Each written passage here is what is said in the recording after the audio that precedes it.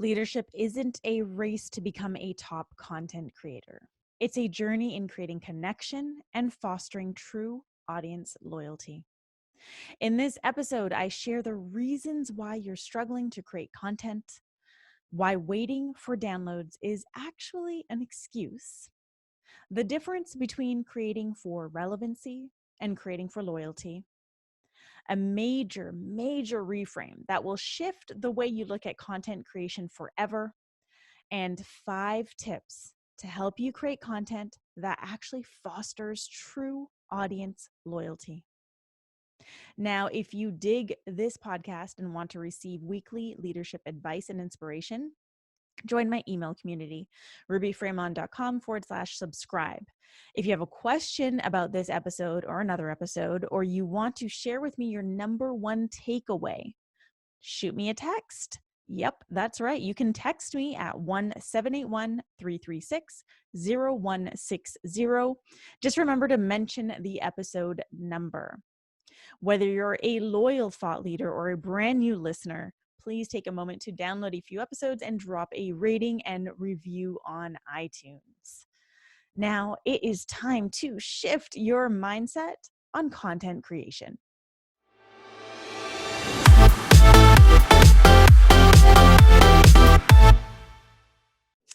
Hey, thought leaders. Now, on the last solo episode number 163, I talked about getting you and your mission into the spotlight. And today I want to focus on how to create content that actually fosters audience loyalty. Okay, there's a lot of people out there talking about content, coaching on content, teaching on content, and it's all great. It's all awesome.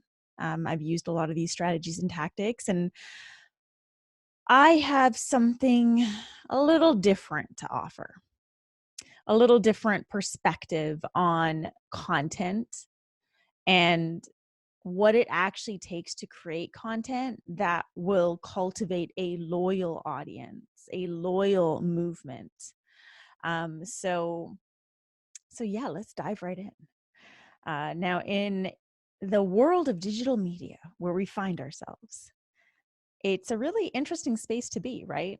Because at times it can feel like everyone is yelling on top of each other on Facebook or on Instagram or on Twitter. And I don't know if you've experienced this before, but sometimes I'll go on Facebook and I literally start to cringe and have like this visceral response where I have to close the fucking window because it just feels like everyone's yelling on top of each other, like, look at me, look at me.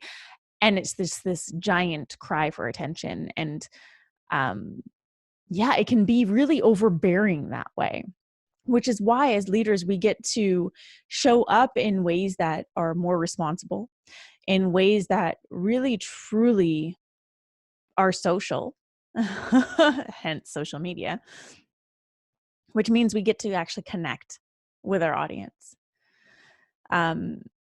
So let's start with how a lot of people are using social media.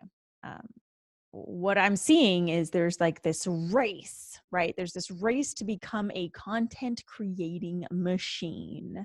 And I was actually going to name this episode How to Become a Content Creating Machine, knowing very well that I was going to debunk that in the content, but just to get the clicks. But I decided to go with how to create content that fosters audience loyalty because that feels more in integrity. But there's a lot of people in this race to become content creating machines, churning content for the sake of numbers, right? They're churning content for the likes, they're churning content for the followers, they're churning content to get the subscribes, they're churning content for the sake of the algorithm. And in doing so, in this content churning process, what's actually happening is they're losing sight of their purpose and their vision. And maybe you've found yourself in this churning process. I know I have. I'll be the first to admit I have been there, done that. And it doesn't feel that great because at some point in time, you're going to lift your eyes up from your screen and be like, I don't even know why I'm doing this. Like, why am I posting today? I don't feel like posting today. I don't know what to post. Your content starts to lose potency. Your content starts to lose potency when you start to get into this churning habit, this habit of churning content. That's when your content and your messaging loses potency. And that's when you start to feel disconnected from your messaging and from your content. And again, like, I've experienced this firsthand. And I know a lot of you have too, where it feels like you're just posting for the sake of posting. You're just creating content for the sake of creating content. Sometimes it feels like you're flailing. You're just trying to find something to post. And then there are times, usually following this, where you feel really stuck and you feel super overwhelmed with the idea of creating content. And I've been there too. You know, you feel like this weird pressure to create content, and you don't know where that pressure is coming from. Hint, hint, it's coming from yourself. You experience writer's block. I mean, I've even had clients say to me that, oh, I'm just waiting for the downloads, like the downloads aren't coming in anymore. And again, like, I've been there. I've said this to myself before, like, oh, the downloads aren't coming in. I must be blocked. My chakras must be blocked. I need to clear them. And no, that's not the case. From personal experience, it's not the case. Your chakras are not fucking blocked. Okay. Here's the deal. The more pressure you put on yourself to create content, the less space there is for flow. When you're putting an extreme amount of pressure on yourself to create content, you're not going to be tapped into your flow. You're not going to hear what your soul, what your actual inner voice is telling you, because you're putting pressure to create content in a certain way. You think you have to create content to fit a certain perception. You have to create content to appease your audience. You have to create content to get the numbers, to get the likes, to get the followers. You know, I mean, this is why with a lot of my clients, when they are in that sort of weird content churning, uncertain of how to use social media, bad relationship with social media space, I get them to take a social media detox where they have to take 7 days off, like completely off, 7 days off, to get back in touch with themselves. And if you've never done a social media detox, I highly recommend it. Don't fear FOMO, because you're going to be feeling the FOMO, but no one else gives a shit. Okay. I've been gone for like 3 weeks at a time. No one gives a shit. Okay. that sounds kind of horrible when I put it that way, but really they don't. Their lives go on. And then you pop back on and they're like, oh, hey, there she is again. Or there he is again. So if you have never done a social media detox, I highly recommend that you do one. Anyways, back to the topic. I digress. So waiting for downloads is a myth. You're actually kind of cock blocking yourself from creating or tapping into that content because of all this pressure you're putting on yourself. Now, let me be real, because I did mention algorithms. Algorithms are real. Okay. Instagram uses them, Facebook uses them, YouTube uses them, Twitter uses, like, everyone, all of these platforms use algorithms, right? Like on Facebook, the more people actually engage with your content, actually Facebook and Instagram, the more people engage with your content, like comment, share, bookmark, not just like, comment, share, bookmark, the higher your chances of showing up in the feeds. So, and then with YouTube, it's the watch time. How long are people watching your videos? So algorithms are real, but that doesn't mean you have to sell your soul in the content creation process. Okay, that doesn't mean that you have to lose sight of your potency or dilute your potency just to create content every single fucking day. Okay, do not create content for the sake of staying relevant. And we hear people talk about this all the time. And I've talked about it all the time, you know, for relevancy. But don't create shit just to stay relevant. Okay?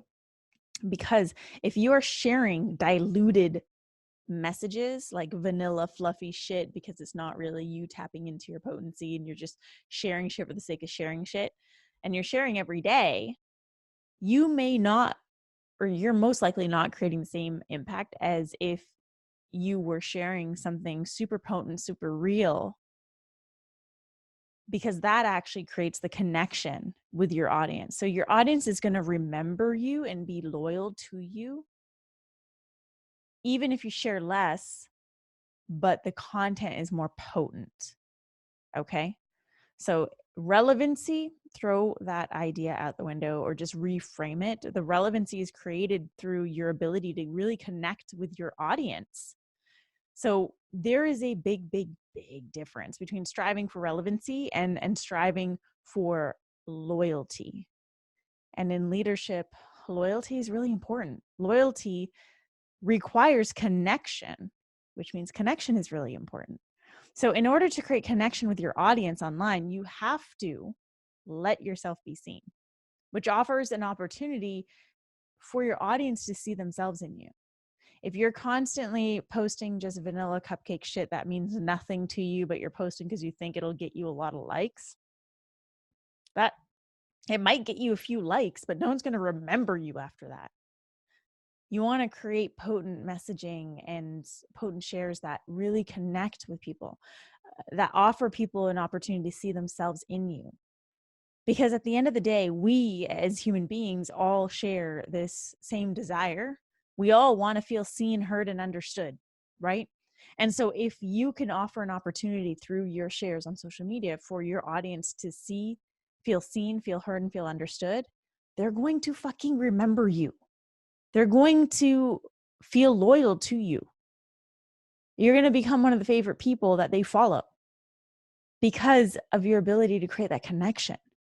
And it's not about creating that connection in a way that lacks integrity. You know, it's not about creating that connection and being fake or manipulating them or anything like that. No, this is about truth sharing. This is about storytelling. This is about being real. You know, my shares on social media, the ones that usually garner the most engagement, and when I say engagement, I mean like loyal, like real comments that are heartfelt, not just emojis or tagging their friends, but like real shares, are the ones where I'm really sharing. They're the ones where I'm sharing a story, a personal experience, my own thoughts, my own opinions, my own insights. Because that offers people the opportunity to see themselves in me or to really connect with me. So at the end of the day, this isn't about creating content. And here's where I was saying I'm different from all the others who are teaching content. It's not about creating content. It's about sharing. Now, I first had this epiphany. This is what I've been doing actually in my own social media for a while, long time. Like I first came out. Yeah, let me tell you this story before I get into anything else. I first came out, and when I say came out, like came out in full transparency on social media in 2012. 2012 is when I hit rock bottom. If you don't know my story, rewind back to episode 1 and go listen to it. But I hit rock bottom in 2012. And at that time, I was working as a nightlife promoter and concert producer. And so I was producing, large scale raves with up to 7,000 people, small scale concerts for like 200 to 500 people. And of course, weekend and weeknight club events. So I was super popular on social media for a plethora of different reasons than I am right now. And I was going through some real shit in 2012. I was an addict. I was just ended a very abusive relationship. I had just discovered that I didn't fucking love myself. I had just taken ownership for where I was in my life and realized that I had completely destroyed my life and my health and my relationships. I mean, it was a really dark, dark time. And it was also when I realized I didn't know myself. So for years before that, I wasn't sharing my truth. I wasn't sharing my voice. I was always trying to be what I thought other people wanted me to be. So in 2012, I began this journey of really uncovering who I was, of discovering my voice. And through this process, I really wanted to hold myself accountable. And I really wanted to practice leaning into my voice. And so I started creating like these micro blogs and also quotes, which back then were known as Rubyisms. And I chose Tumblr. Some of y'all may not know Tumblr, but Tumblr was the shit. A lot of people still use it, but it's basically like a microblogging, fun, fast-paced feed. But I chose Tumblr because that was the one platform I was not on. And so I wanted to kind of keep my identity hidden because I was talking about some real shit for the first time. I was talking about some real sad shit, some trauma, some wounds, what I was experiencing, what I was going through in these microblogs. Some of them were very poetic, some of them were just quotes, again, the Rubyisms. And when I started, when one day I gathered the courage to share one of those posts from Tumblr onto Facebook. And that day changed everything for me. When that Tumblr blog became public and people started reading it, people in the nightlife scene, I started getting messages from people I barely knew, from friends that I did know, from super famous DJs whose shows I produced, all sharing their stories with me. It was like, it felt like as if by me sharing my story, it opened the door for them to share their story, because all of a sudden they felt seen, heard, and understood through my share. And that opened the door for them to then share with me. Connection. My shares created connection. So this, the Ruby that you see today, how transparent I am, this has been me leaning into my transparency and my voice since 2012. I've been working at this since 2012. As one of my closest friends and dear brothers of mine would say, I'm getting those reps in. That's Dr. Brett. I get those reps in every single day. I am sharing. I don't look at it as creating content. I look at it as sharing. People, you can get stuck on creating content for consumption, or you can shift and start sharing for connection. And that's what makes this whole concept different. It's like content for consumption, which can create a disconnect and also an overwhelm, or sharing for connection. And by sharing, I don't mean you're sharing your story over and over and over again. Here's an example. I was just coaching on a one-on-one call with one of my leaders in the Thought Leader Collective last week, and he had fallen out of his habit of posting, and he wanted to get back into the habit of posting daily, especially because he was launching a new program. And so I listened to him. I heard him out. He was overwhelmed. He thought he needed a content calendar and a strategy. And then I said, wait. Let's just pause. What if it's not about creating content? What if it's simply about sharing? What if it's simply about creating that connection with your audience? Like, what if you were to just share every day, like what your biggest insight was? Like, I'm sure you have an insight every day, right? And he was like, yeah. And his eyes went big, and he looked at me, he's like, yeah, wow, that just feels so much more freeing. And I was like, yeah, there's a lot of freedom when we look at social media as a space to share versus create content. Okay. As leaders, yes, we are content creators, but I'd rather reframe that and say we are people with the courage to share and create connection. So refuse to get caught up in creating content for consumption, and start to really get those reps in to share for connection. Now, I want to share with you 5 tips to help you create content that really fosters audience loyalty. Because for me, yes, like if you looked at my social media, Facebook and Instagram, you'd be like, wow, she has a lot of followers. I look at it and I'm like, compared to what? Like I have friends who have like 95,000 followers. I have friends who have like hundreds of followers. That's all fucking relative, and it doesn't fucking matter. Okay. What matters are the connections that you create behind the scenes, because you can still have 95,000 followers and have not one of them invest in one of your programs or want to work with you or buy your products or buy your book, right? Like that's just a fact. And so what matters are these relationships that you're building behind the scenes, and that's the loyalty piece. So 5 tips to create content that fosters audience loyalty. If you're listening and you have an opportunity to write this down, I highly recommend that you grab a notebook and a pen and you write this shit down. If you are driving or on the run, then just bookmark and make sure you get back to this, because I'm offering some tips that are really going to change the game and change the way in which you create content. So tip number 1, and this is huge. Okay, it all begins with this, is to focus on the people, not the numbers.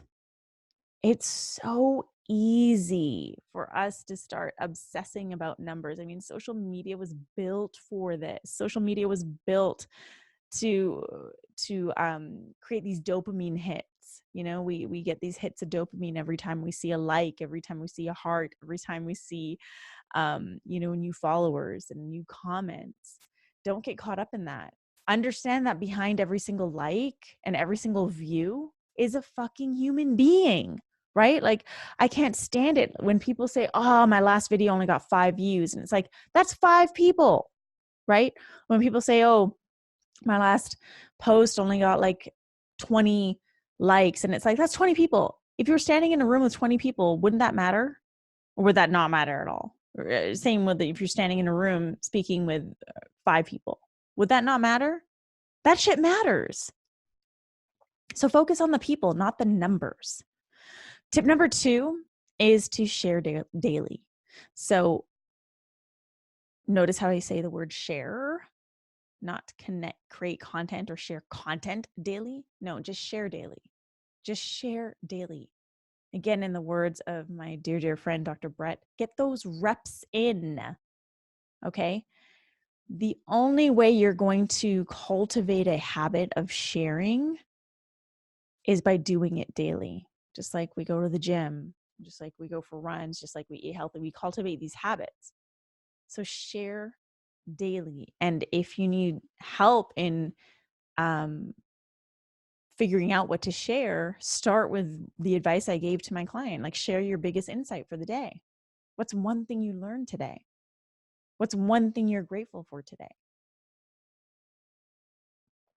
Tip number 3 is to be real. So share stories, like your personal stories. Share what's relevant in your life. Share your opinions and thoughts on things. Don't be afraid to get personal. Okay, be real. Tip number 4 is to create connection. So if you follow me on social media, especially Instagram, you've noticed that at the end, or maybe you've noticed, I don't know, but at the end of every post, I have a CTA. A CTA is a call to action, and a call to action is exactly that. It's a call to get people to take action. So at the end of every post, I will post like a question, or I'll say, tag a friend who needs to hear this. I really love posting questions because it gets people engaged in a really real way. But the reason I do this is, yes, definitely, I'll admit, this actually helps the algorithm. The more comments and conversations you have, it boosts the algorithm. But people aren't going to comment on shit if they're not connected to it. So the fact that they're commenting means that they are connected. The fact that they're answering the question means that they feel connection to me. So create that connection by adding CTAs to the end of every single post. And then the 5th and final tip is to nurture those connections. So this is really important because a lot of people will just create the CTAs and they'll forget about nurturing connection. People take the time to answer your questions on social media. People take the time to comment on social media. Okay. So honor them, see them, acknowledge them, really acknowledge them by replying back. Yes, this can be time consuming, and you can create that time. And there are ways for you to do that. That could be a whole other show episode, but the best advice I can offer is, just set aside time each day for that, and call it like your engaging time for you to engage with your audience, time for you to have conversations with your audience, because that's really important. You can't just create that connection and then let it go. That's not audience loyalty. They want to hear from you. They want to connect with you. And as a leader, you should want to connect with them too. Okay. Otherwise, you're in the wrong fucking industry. So nurture those connections. So I'm going to recap those 5 tips to create content that fosters audience loyalty. Number 1, focus on the people, not the numbers. Number 2, share daily, get those reps in. Number 3, be real, share real stories, share what's relevant in your life, get personal. Number 4, create connection by using CTAs. And number 5, nurture those connections. Look, it's really easy to follow people. It's also really easy to unfollow people. So what matters is the loyalty. What matters is that you show that you really care about your audience. Refuse to just be a content churning machine and refuse to create content for the numbers or for the algorithm. And instead, use social media to get social. Share and create those connections and then nurture those connections. Now, since it is, at the time of recording this episode, it is January 27th, which is the day after the tragic, tragic death of Kobe Bryant and his daughter Gigi. I want to end things with a quote from Kobe. It's the one thing you can control. You are responsible for how people remember you or don't. So don't take it lightly. It's a beautiful quote from a beautiful human being who is being mourned very much by many people all over the world. But I felt like that quote was really aligned with what we're talking about today, because people will remember how you make them feel. People will remember the fact that you took the time to connect with them. People will remember feeling seen and heard and understood by you or acknowledged by you. So don't take leadership lightly. You know, if you're in this to lead, then be that leader. Create those connections. Share. Let yourself be seen, and in that, see your audience. Thank you so much for joining me for another episode of Today's Thought Leader, where I am challenging you to rise up, speak up, and create a movement. Please be sure to download a few episodes and drop a rating and review on iTunes. And if you have a question about this episode, or you want to share with me your number one takeaway, because I love hearing these, I love hearing about your takeaways, shoot me a text. The number is 1-781-336-0160. And remember to mention the episode number so I know which episode you're referring to. This number will be in the show notes, as will my social media. So if you want to get social, my handle is @IamRuby. So all of that and more will be in the show notes. Check them out. And then make sure you check back on Monday for a brand new episode of Today's Thought Leader, where Polly Ting and I dive into the challenges that come with authenticity and truth-telling. We might have gotten a little philosophical in that episode, but it's a really deep one. And quite frankly, we talk about how hard it can be to tell the truth. So make sure you tune into that. Thank you so much, Thought Leaders. I look forward to seeing your texts, and I will see you back here next week for a brand new episode of Today's Thought Leader.